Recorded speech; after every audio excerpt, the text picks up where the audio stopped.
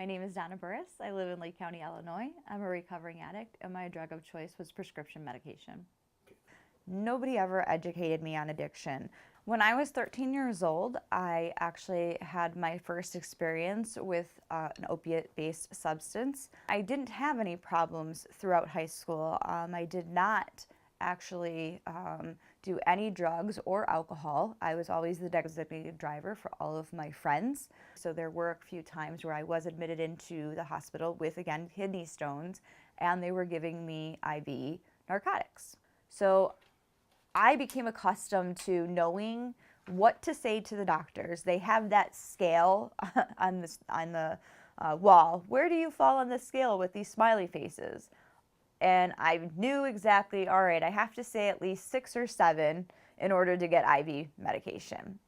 So I noticed that the prescription drugs were no longer having the effect that they had when I first started taking them. I built a tolerance up to them, but again, I did not understand what that meant.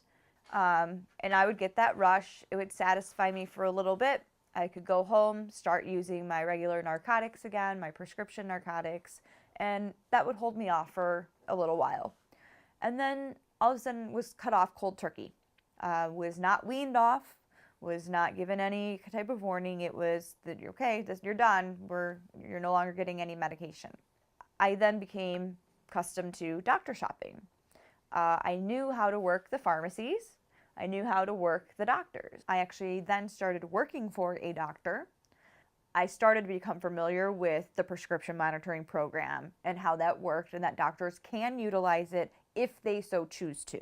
So what I started doing was actually using the particular physician that I worked for. I started using his DEA number to call in my own prescriptions from his office.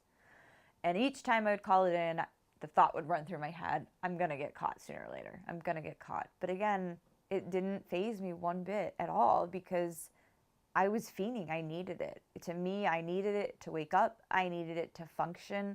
I needed it to basically live. So to me, the thought of getting caught was like, yeah, I'll get caught. No big deal. I'll live through it. And I did. I got caught. I got charged with a class 4 felony and was facing jail time. And that was my wake-up call. That was what really set in that, you know what, I have a problem.